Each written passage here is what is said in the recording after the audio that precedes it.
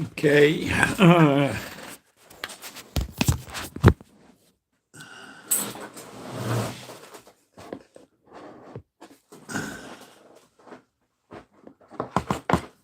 All right, guys, this is Moshe coming to you from Israel and the Galilee, getting set up here. I got the new device. This is coming to you on the Samsung new tablet. I managed to get it set up pretty easily. Instead of copying information from the Samsung phone, I copied it from the iPad, and it seems to be working. This is my first time, so let's hope it works. I don't have a great charger for this thing. Let me see what I got on the screen here.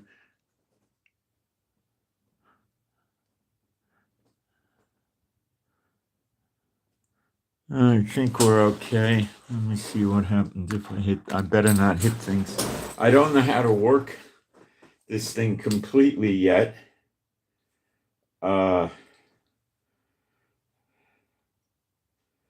So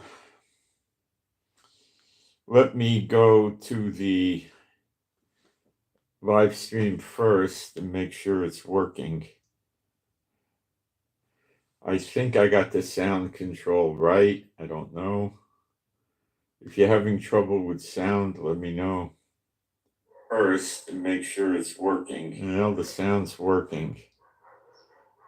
Okay, this is the inaugural broadcast of the Samsung S10 tab, the S10 Plus. So it looks like we're in good shape with this. Let me do the posts in the chat while we wait for people to come in, which looks like people are coming in. All right, let me get going here. Just be a moment.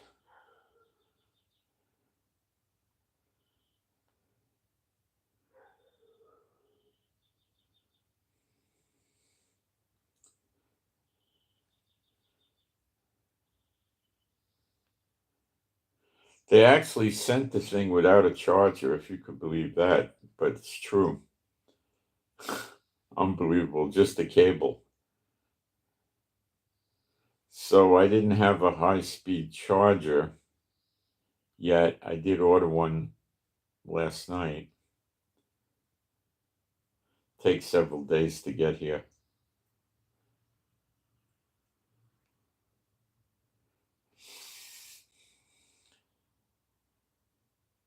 I also have the MacBook Pro working, and I haven't figured out how to get the new Samsung phone to do live stream on YouTube. It has YouTube in there, but it doesn't have a button to let me do live stream.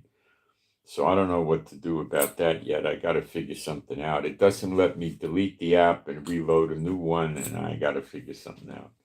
But I'm working on it. But I got the phone working, and it does work on the internet. So it is working. Okay. I'll get my email address up. I also have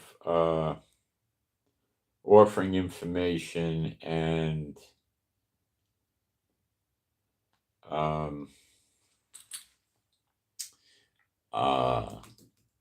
my email address in the description box lower down in the under the video. All right, let me get my email up.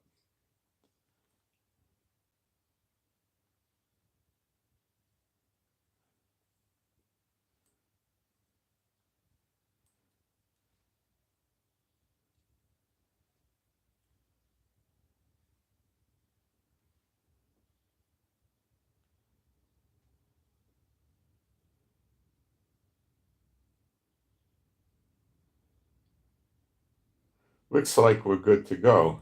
Everything seems to be working. Okay, what we're going to cover today is the war with Iran is increasing. I mean, I'm going to give you all the specifics with cargo planes and bombers and all this stuff, what's being moved around. It's massive. They're also moving equipment to South Korea in 4 days. 20 of the big cargo planes, they're C-17s, I think, going to South Korea. China has surrounded Taiwan with 19 naval vessels plus an aircraft carrier. Plus, they've deployed their the division of the military, the missile division that launches missiles, whatever the heck you want to make out of that. And they're also deploying their Coast Guard to do interdiction, stop ships, law enforcement activities. So they're obviously intending to do a blockade on Taiwan. It looks like this is likely the real one. And so their entire military is deployed. Remember, they're only about 110 miles from Taiwan. So they're not using long-range missiles. So I think I better hit this arrow and clear my screen.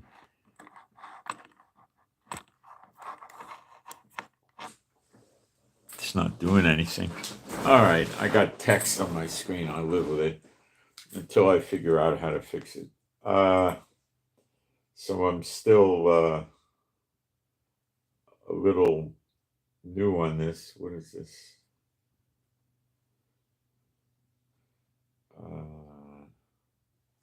Oh, okay. Yeah, I got it. It seems to be working. Okay, so there also is a massive amount of NATO reconnaissance in Eastern Europe around Poland. They're watching Russia. They're very careful about this. And Iran sent another cargo plane, probably with missiles, to Venezuela yesterday. Well, I think it might have been, I don't know. I think it's an additional one, so that's two of them. So they probably gave missiles to Venezuela to attack Florida or other points in the U.S. So we're going to go through what Iran might do. Now, Iran is revealing, and it could be a big lie, that they have a plasma weapon, and they're the only ones that have a plasma weapon. A plasma weapon, from my research, is not a long-range weapon, okay? It's more of an artillery gun that can propel things using plasma, like a explosive round or something, a short distance, or maybe it actually is the weapon itself. Nobody has this, and they could be lying.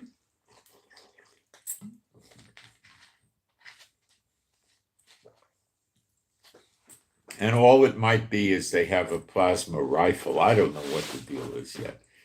And you can't trust these liars because they're pathological liars, they're psychotics. Okay, so that's going on now. And we'll get into it. I want to do some praise and then we'll start. There is no God like Jehovah. There is no God like Jehovah. There is no God like Jehovah. There is no God like Jehovah. There is no God like Jehovah. There is no God like Jehovah. There is no God like Jehovah. There is no Messiah like Yeshua. There is no Messiah like Yeshua. There is no Messiah like Yeshua. There is no Messiah like Yeshua. There is no Messiah like Yeshua. There is no Messiah like Yeshua. There is no Messiah like Yeshua. I also ordered some cases for the new phone and the new Samsung tablet. They'll be here shortly. Probably a good idea to make sure that we got cases to protect these things. I should probably get another case for this iPad too, because I don't have a case anymore for it. All right, so What I see happening here with Iran is this. They're definitely not into negotiating with Trump or have any interest in it. Okay? That's off the table. Russia is not doing any ceasefire with Ukraine. Okay? And China is going to annex Taiwan, reunification, they're calling it. Okay? And in response to their blockade practice, they were also deploying heavy bombers to practice bombing Taiwan. They're also conducting drills to blow up the energy, electricity and stuff in Taiwan and hit their ports and piers and stuff like that. They also have ships that have these, what would you call them? Like two metal tracks that come off these ships. They're probably at least 100 yards long, or maybe they're 60 yards long. It looks like they're a good 100 yards long, okay? And they move them off. The ship approaches the shore, but it could only go so far. Now, they may be longer than 100 because they have sections. They might be 200 yards, but I think that's probably about the limit. So the landing ship doesn't have to pull up on the beach and get it grounded. It stays offshore. They don't have tanks that could deploy into the water and travel in the water to get to the land. So they can move their tanks off of these transporting ships, landing ships, using these tracks. The tank just rides on the track and then goes off the ship and then gets into the sand. And the treads have these pieces that come out, so the tank can move in sand, and to some extent mud and so forth, So,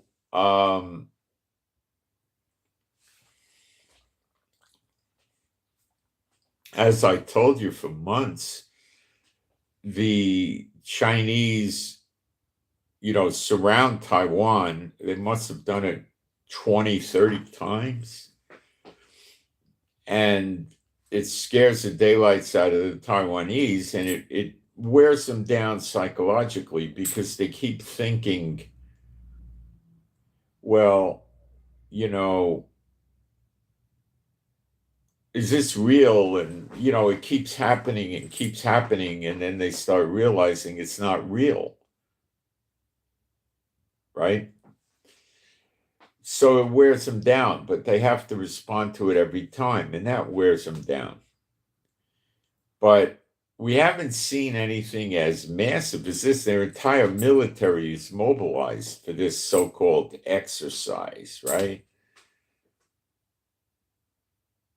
And I've told you for more than a year that the way they want to get these so-called axis of evil, they're all evil, but, China, North Korea, Iran, Russia are your mainstream axis of evil. Then you could add in, I would say, Azerbaijan and Armenia, and I think Kurdistan, wherever the heck they call it, and some of the stand countries, plus Belarus, plus Venezuela, plus Cuba.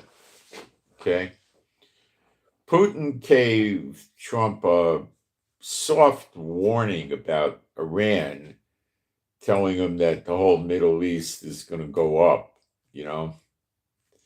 go up in smoke, destabilize. Now, he didn't say we're going to attack America.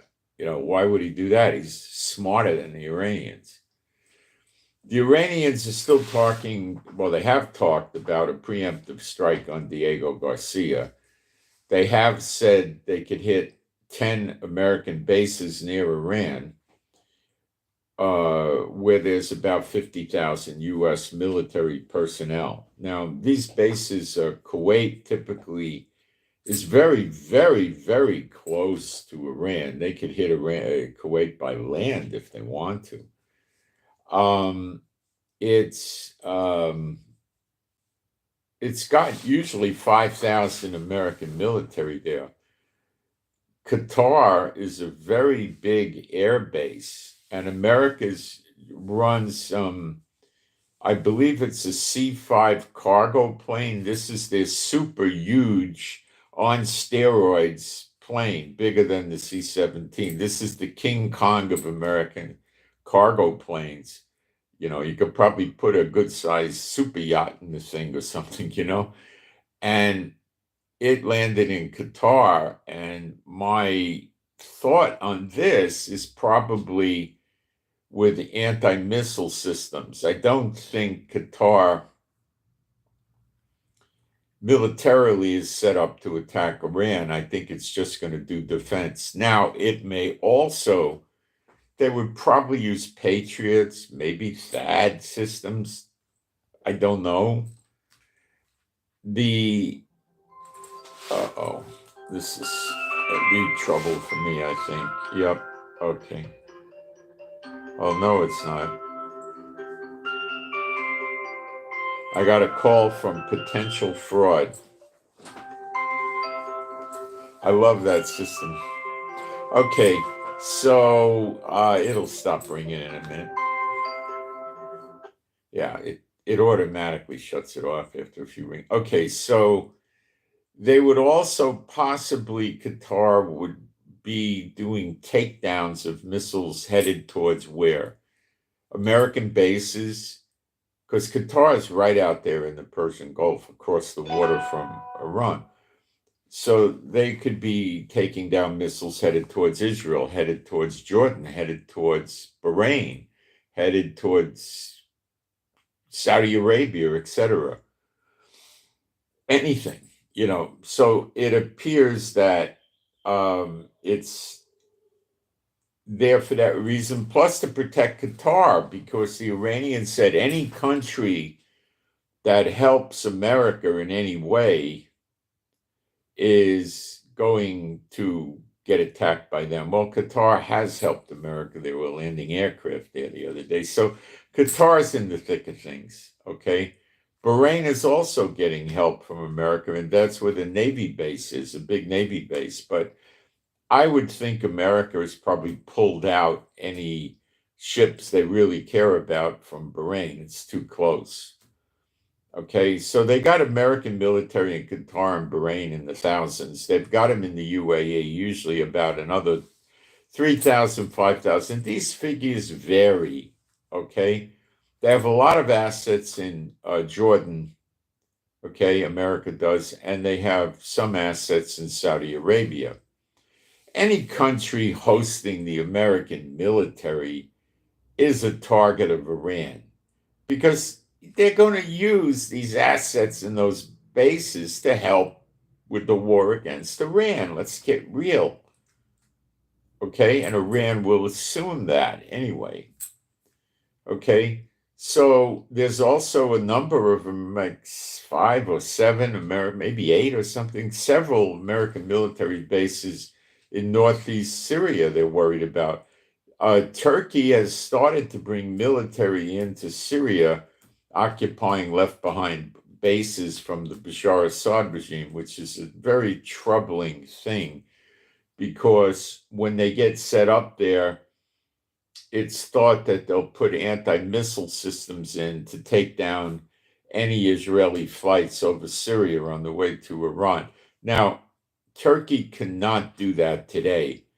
They just got soldiers there. They're starting to get the base built up. I have not heard anything about them bringing anti-missile systems in. There's no radar left in Syria for them to use. If they could even use Bashar Assad's radar, there could be all kinds of compatibility problems. So, and at the same time, the HTS is talking to Israel about normalizing relations with Israel. What a joke. Israel's not that stupid. They're trying to buy time. So this is another reason to ratchet up or speed up the attack on Iran, because in the coming, not days, weeks, Iran will move in with aircraft, which they may have already put some aircraft there. If they did, it wasn't substantial, and they don't have very good aircraft anyway. So They would also want to use the Latakia Navy base that Russia has, but Russia still has troops on that base. Turkey and Russia are clashing. They don't get along. They're not ready to shoot each other, but they don't get along. So, yeah, Turkey would love to have that base, I think, but it's a double-edged sword. They could use Navy ships to launch missiles at Israel from the Latakia base easy, but Israel could demolish their ships in a heartbeat. The flight time from us to Israel to Latakia is, as a rough guess, 5 minutes, maybe 8 at the outside, maybe 3. If they put their afterburners on, they might get there in 2 or 3 minutes. But they don't have to get right on top of them. They need to get, 15, 20 miles away. And then they fire missiles at the ships. But we could hit the ships with surface to surface. Our Navy could take the ships out with missiles, torpedoes. It's not a great idea. And it's going to give him issues with Russia. Bad issues, because Russian military is still sitting on the base. Russia probably told HTS, don't you dare, throw all our people off the base.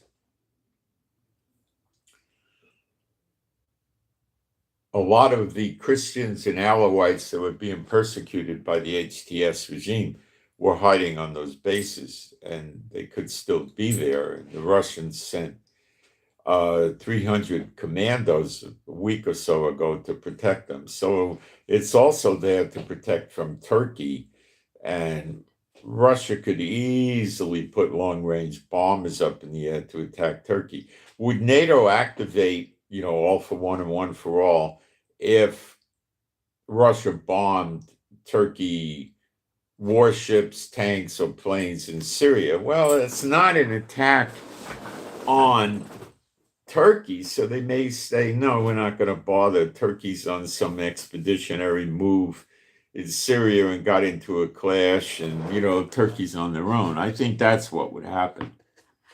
Okay?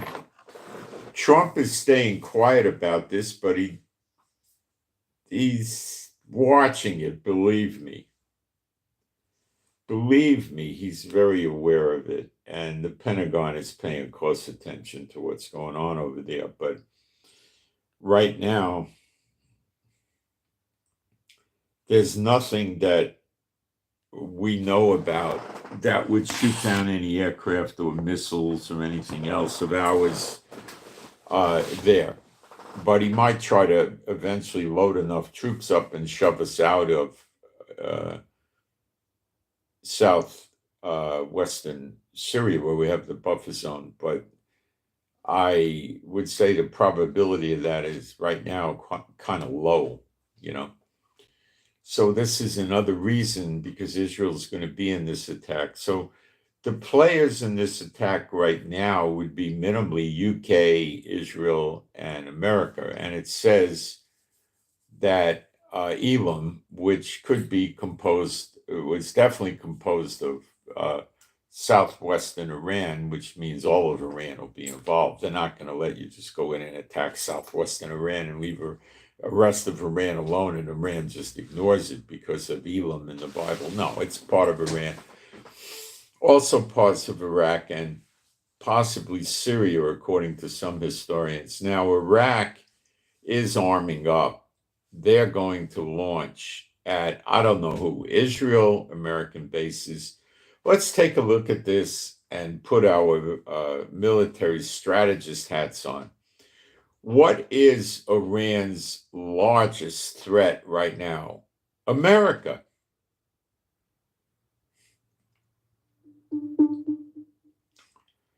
Can Israel, oh no, I think I got supermarket issue. I don't know, let's see. Something went wrong. Please try again. Yes. Oh, okay. Yes, Anglit or Rakavrit? Okay. Yeah. Yeah. Where are you now?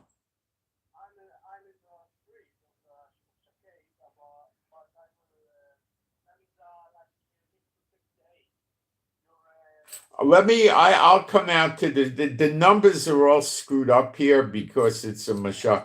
I'll come out to the street now. What kind of, you have an auto or a truck? What do you have?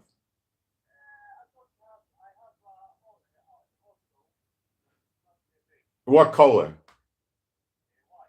All right, you want to keep the phone open and I'll go out now? We'll keep the phone open. Guys, I got a delivery. I'm sorry. I'll be right back. Take a break. Sorry about this. Sorry, no, I was doing a live stream on the internet, so I just have to stop and help you. That's okay. I mean, nobody can find the street here. We'll screwed up. People's footage.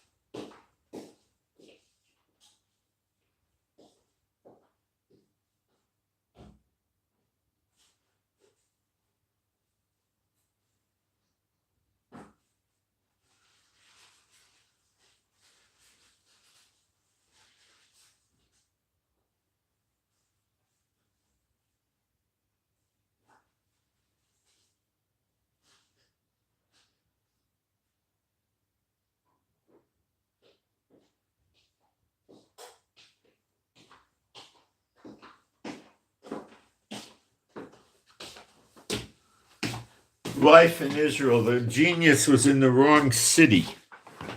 So he's going to come tomorrow. It's unbelievable living here. He got the city wrong. Incredible, huh? All right. So, let's see, we're still, still online. All right. So, they're trying to take down missiles. There's perhaps as many as 30 American and other country warships here. I heard that there was a aircraft carrier from India and France in the Indian Ocean near the Persian Gulf. So they're obviously doing something, and they're not there to attack American ships, obviously. Or I think they're not. Maybe I'm wrong, but I don't think they are.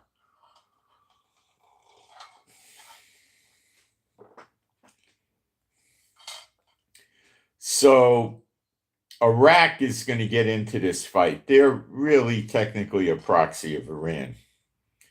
So the Houthis are going to get into this fight. Hezbollah, I don't know what they may try to launch a token couple of missiles. They can't do anything. Hamas could try launching missiles around Gaza, but it's not going to do any good.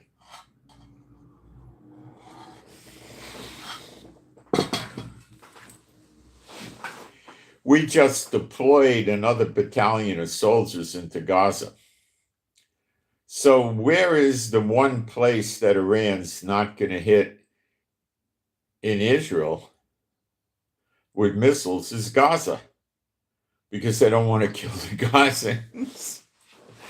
The Gazans are, okay, there was a policeman from Hamas policeman who executed a protester the other day. Yesterday, the Gazans armed. The protesters in Gaza are now carrying military weapons. And they grabbed this policeman, this Hamas policeman that executed the protester, let's call him that, and they killed the policeman. So now it's turning into a hot war between the protesters and Hamas.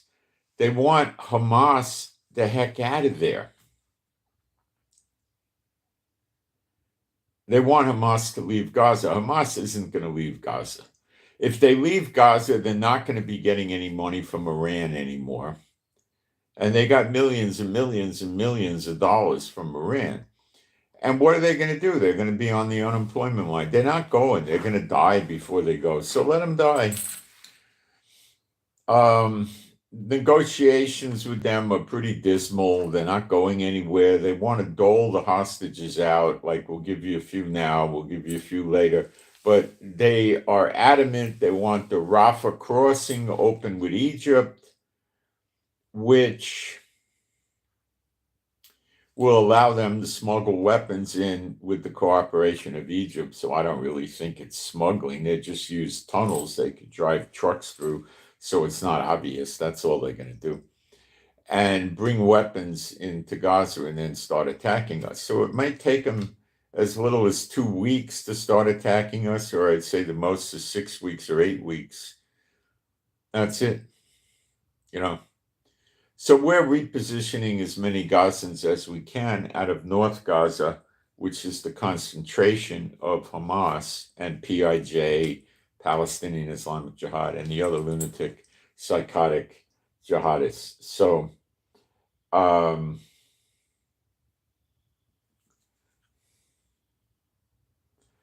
that's what's going on in Gaza. So Gaza is getting hotter again.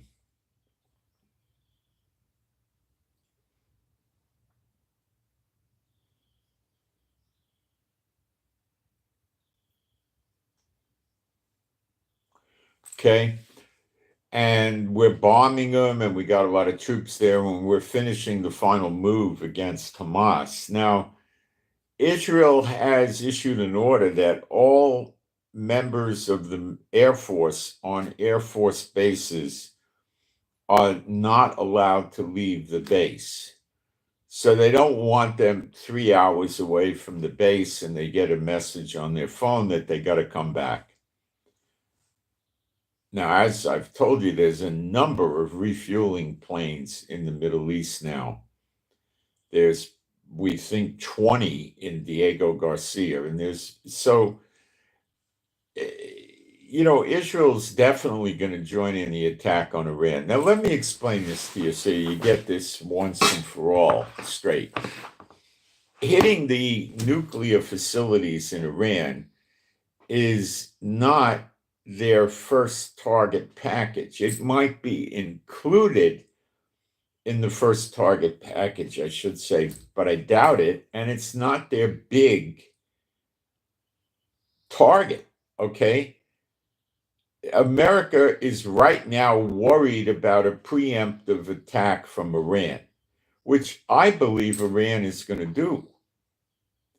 Now, can Iran attack Diego Garcia, Kuwait, Bahrain, Qatar, UAE, Jordan, Saudi Arabia, Israel, 30 American warships in the region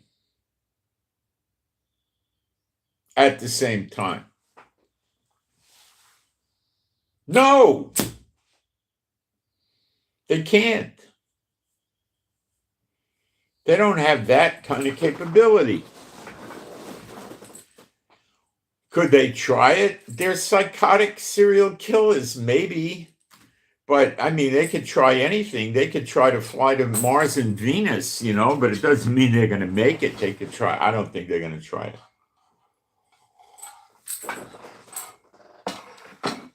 What's the biggest threat level to them right now?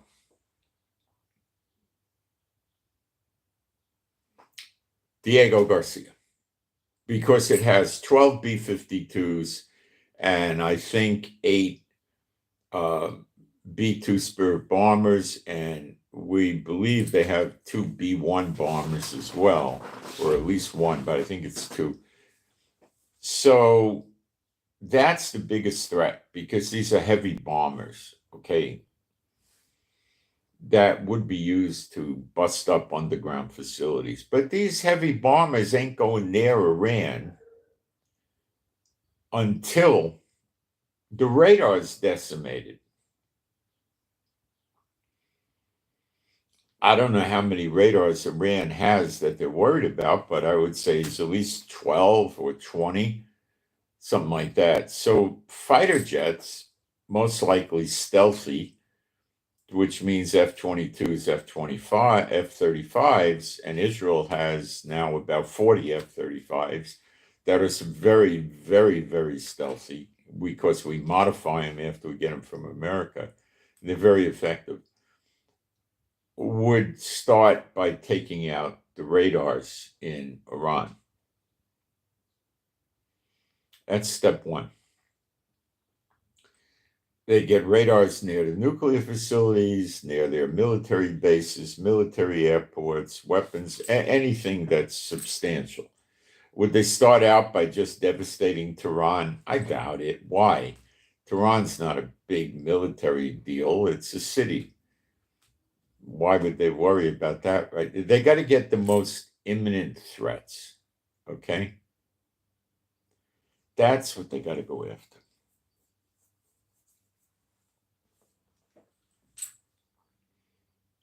Okay, what's the first threat? The radar, because so if they hit all the radars they could find, and the real serious long-range radar, you don't put it on a truck. You put it on a truck, you're going to get 100 or 200 miles, maybe less, of radar, okay? So they have missile launchers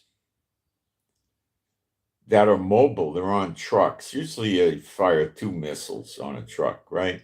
And the trucks can move around, right? So they can't keep track of every truck 24/7. So the truck has to stop to launch the missile. It can't get good radar signals while it's moving, The truck stops, the missile launchers pop up at an angle, the radar gets turned on, run off a generator. The generator can't power radar to go out, 1,000 miles or something like that. It can't do that. Okay? It doesn't have that kind of capability. It's too small. It doesn't have enough electrical power either. So what are you going to do with these mobile? Well, they've modified a lot of them to be anti-aircraft, so they could drive around someplace, stop, start getting locks on aircraft if they're not stealthy, fire at the aircraft, and maybe cause a takedown. The American aircraft and the Israeli aircraft have a lot of signal jamming capability. They could use chaff, which would be, decoy like magnesium type flares that a heat-seeking missile would go after sooner than the plane. They could send signals out with drones. Well, Israel can anyway. We have drones that make the enemy think it's an F-16 or an F-35 or whatever, or an F-15 or whatever we want it to think. We can make it think it's anything we want it to, okay? But generally, we make the drone convince the enemy that it's an F-35 or an F-16, probably, or an F-15. Probably not an F-35 because they can't get a good signal on those. So they're firing and they're hitting what they think is an aircraft, and it's a cheap drone. So there's a lot of countermeasures, and the Iranians don't have anywhere near the best anti-aircraft missiles in the world, but they got adequate ones that pose a threat level. So what are they trying to do with these things? B-52s are not that defendable, okay? Refueling tankers are not that defendable. So they're posing a threat to non-stealth aircraft flying over Iran. Is this effective? No, because they're just going to fly stealth aircraft initially to take out the radar. But what about these mobile missile launches with their radar? Well, there's a threat there. Here's what happens. When they turn their radar on, America and Israel have missiles that are basically cruise missiles. Israel calls them the Delilah, like Samson and Delilah. They lock on to the track of the missile. So the truck gets a call on the phone or the pager or the radio or whatever. Hey, we need you to lock in this area, these coordinates. This appears to be aircraft there, or blah, blah, blah. So once this truck is stationary and it turns on its radar, it's a target. So you have a lot of loitering aircraft around there, which is not a problem because of a massive amount of refueling tankers. They get the radar signal turned on, boom, 2 Delilah missiles go. If they don't shut their radar off, the Delilahs are going to, they go about 550 miles an hour, and they're not going to be fired from 400 miles away. They're going to probably be fired from, a maximum of 200, 250 maybe, probably 200 or less.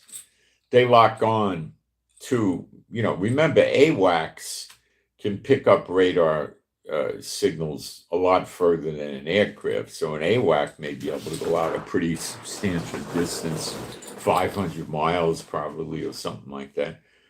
So the AWAC, Israel has AWAC, America has AWAC. I'm sure UK has AWAC, So they can pick up this radar signal, and from a somewhat safe distance, an F-15 or an F-16 can fire a Delilah at it with a pretty quick arrival time, you know. So the plane could stay out of range of the anti-aircraft system Iran has and blow up their radar. But this is challenging because these mobile systems are difficult to get. And they might put 3 mobile systems in an area they want to protect, or 5, and they might be spaced apart by a half a mile or a mile. So if you hit one, you don't hit them all, you don't find them all. So they hit one, and then another one turns on, and so forth. So it's a desperate attempt to, on the part of Iran, to take down these aircraft and save their day. But if there's, I'm expecting 200 to 300 aircraft are going to be used here, combined with Israel, UK, and America, and possibly other countries. So they don't have much hope. The only chance they got, as I see it, is a preemptive attack on Diego Garcia, which 101% is going to trigger the war. Okay? Now, before they get a green light to, yeah, go ahead, attack Diego Garcia, they got to check, probably not with North Korea or Cuba or Venezuela or Belarus, but they're definitely going to check with China and Russia. Okay?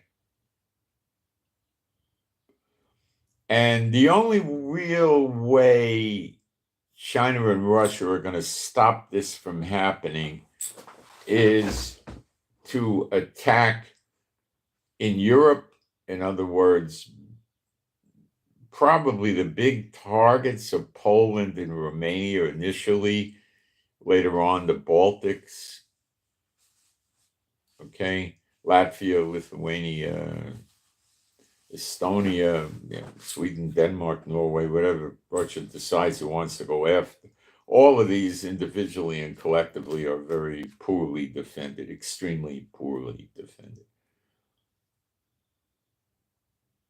I don't think Russia's going to want to go sit there and slaughter Ukraine during this thing. They might do some heavy bomber runs or something like that. And that's going to cause NATO to activate.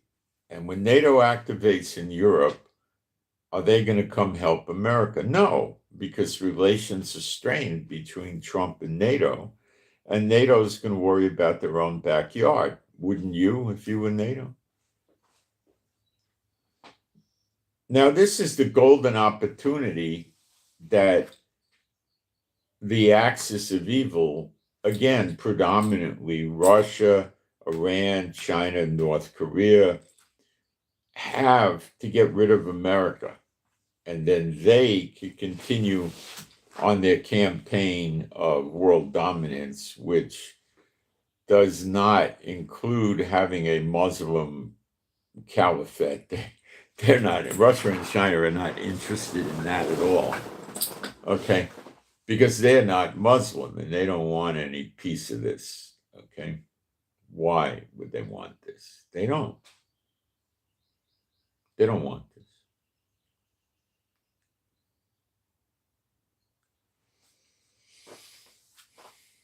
They want to use Iran to control Middle East oil and force Kuwait, Bahrain, Qatar, UAE, Jordan, Saudi Arabia, and Oman into joining BRICS and only trading oil not on the US dollar and not on the euro. That would break America's back. Trump is well aware of that. And that's why you see Ukraine for months now hitting tons of Russian oil refineries over and over and over again. I would think by now they probably damaged or shut down 25 to 30% of Russian oil refineries, which is a big hit. Big hit, okay?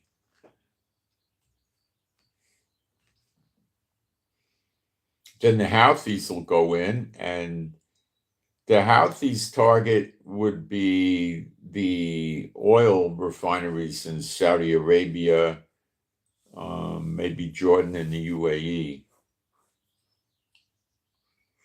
Iraq would be hitting targets also, Kuwait, Bahrain, Qatar, UAE, Jordan, maybe Saudi, I don't know, maybe Israel. But what does Iran do with the 30 American warships that can launch aircraft? Well, the Carl Vinson, okay, the truce on the Carl Vinson, it was just seen yesterday in the Philippines. So it's some days away from Israel. Today's Wednesday, we'll make it by Sunday. I think early next week, it'll be in theater. But when it could still be by ship 2 or 3 days away from Israel and be dangerous because it could launch jets with refueling tankers that are in the region, but maybe 2 days away, it could actually become active. But it's not here yet. Do I think Trump is going to wait for that plane to show up, the aircraft carrier to show up? First of all, I don't know. But what I can tell you is the clock is ticking because America is worried about a preemptive strike from Iran. And Iran may not start with Diego Garcia. They may start with a few other American bases and oil refineries in the region. And then when America is sufficiently distracted, go after Diego Garcia. So you're going to see in reality the Houthis in Yemen and Iraq and Iran unleashing.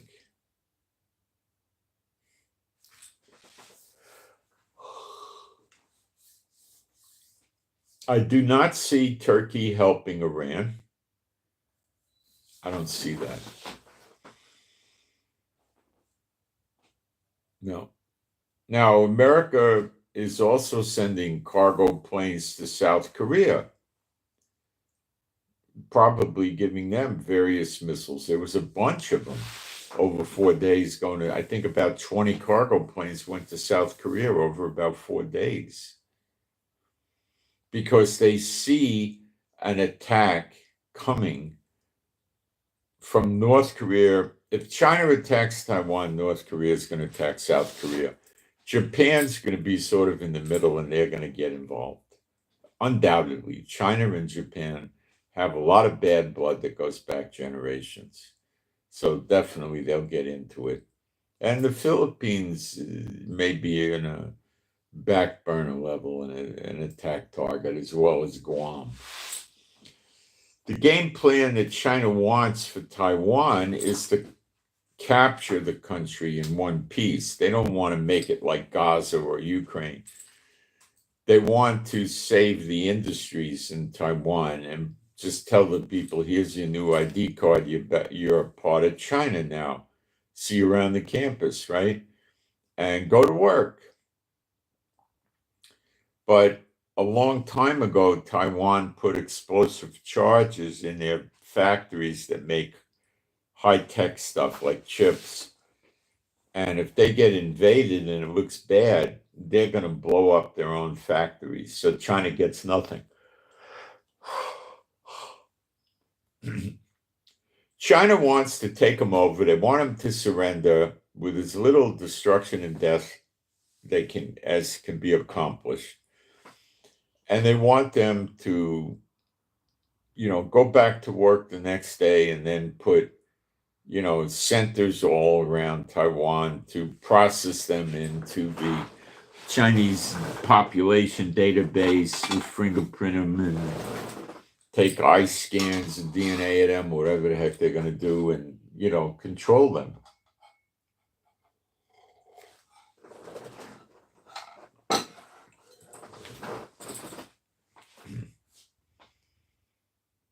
America only got one aircraft carrier, I forgot the name of the thing. It's their oldest one. This is their last deployment, and then they're going to scrap it.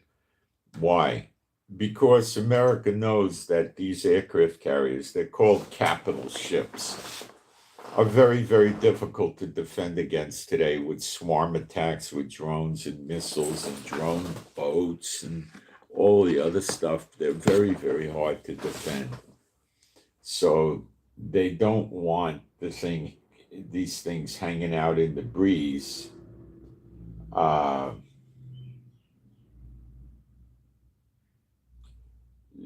waiting to be destroyed. So they did put the old one out there, which can launch aircraft, and they'll probably keep it away from where it can easily be hit.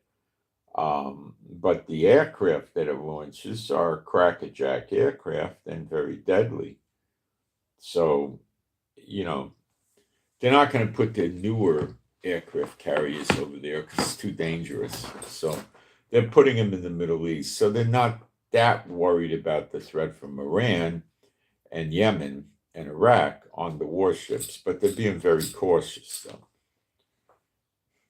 Last night, again, they hit the Houthis. Trump's not playing around. He's hitting the Houthis every day, every night, or every 24-hour period, let's say. He's pounding them.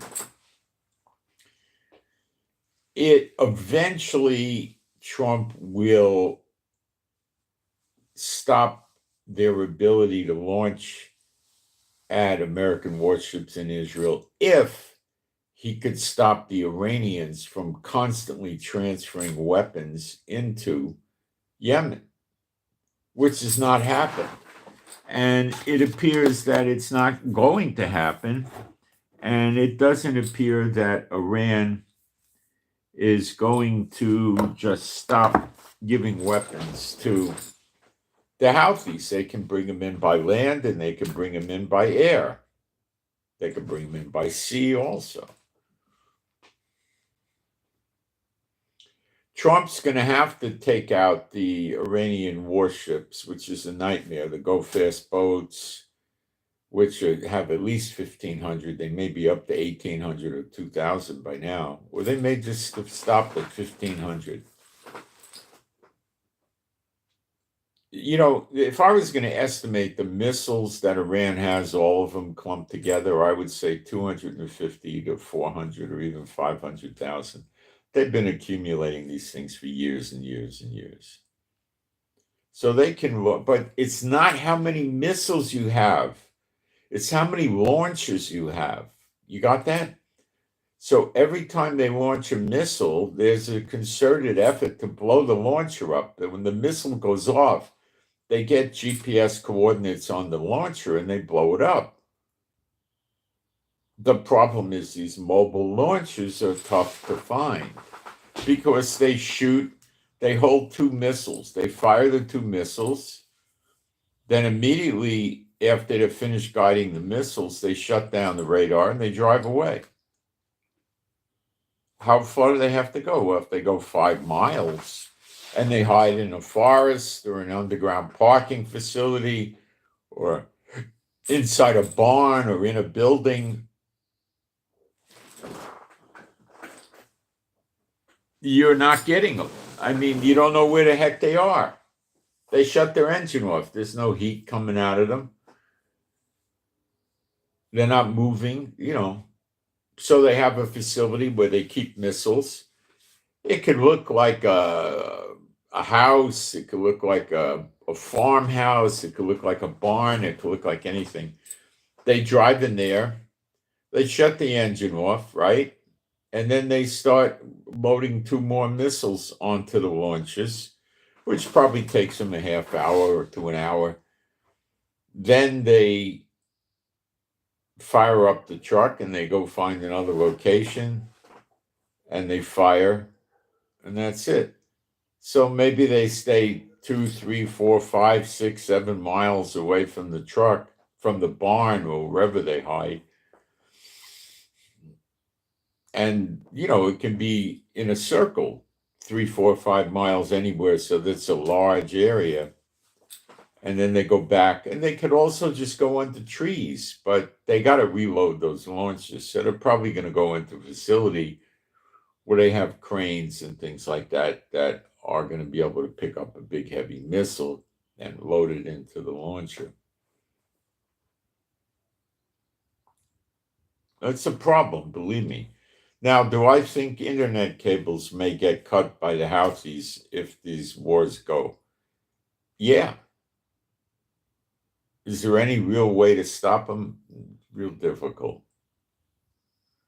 Will China also cut internet cables if there's a war breaking out? Yeah. Russia too. So the internet could go down. Yeah. What about sleeper agents? You know Iran's got them. The Muslims got them. They got Hamas, Hezbollah, Houthis, ISIS, Al-Qaeda, Al-Fatah, and who knows what else. They're all in America.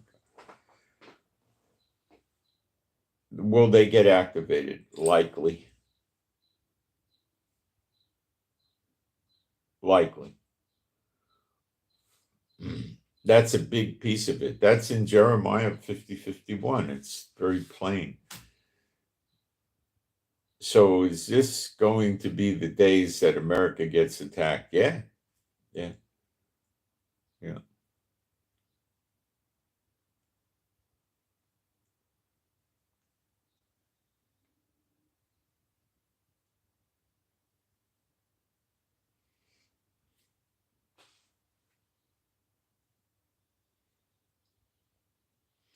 Are there going to be any winners in this war in Europe?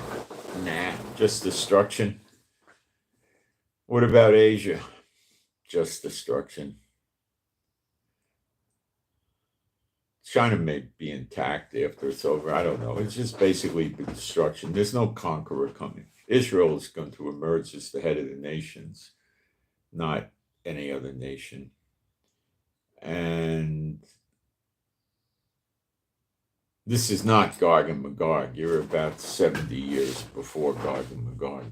Israel is not, in Ezekiel 38, Israel's living in peace and safety without bars and walls. You think Israel's living in peace and safety without bars and walls? Are you kidding me? You got to be kidding me. We're fighting in Syria. We're fighting in Lebanon. We're fighting in Gaza. Okay, and we're being attacked by Yemen, and we're being threatened by Iran. And that, you want to call that peace and safety? Are you delusional? Oh, the man of sin will come. Yeah, where is he? What do you think? He's in 24 hours, it's going to be world peace? You believe that? When this goes down, people are going to be completely finished with the churches around the world. I promise you that. Because they're going to see that what they were told all these years was all wrong. If they were still alive. So, what the problem that America has is frequently there's Russian submarines floating around off the shores of America, right? So you think Chinese submarines don't also do it? Of course they do. You think Iran doesn't have container ships where the containers launch missiles floating around by America?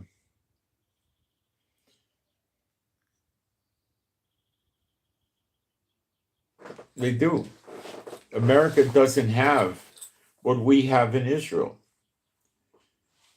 They don't have bomb shelters in every house. How many people in America have a bomb shelter? Maybe one out of 250,000? Maybe one out of 1,000,000? Almost nobody. You ever been in a bomb shelter in America? Well, what if you go down in the subways in New York? Yeah, you go down a couple of levels. Yeah, they're not going to hit you there. But what if the stairways get clogged, and how do you get out? Well, the trains won't be running. You walk down the tracks to the next station, which is probably no more than 2 or 3 miles maximum. It could be a half a mile. And go out over there. Yeah, so New York City could flood into the subways, and would they be protected from these bombs? Yes. Would Iran be using chemical and biological warheads? I doubt it. They're not that easy to make work, okay? Forget the biological, that doesn't do you much good. It takes a long time to work, like anthrax or something like that. The idea is the missile or the bomb comes in, bursts in the air, and spreads anthrax all over the place. But the people in Israel are in the bomb shelters, so it's not going to land on their hair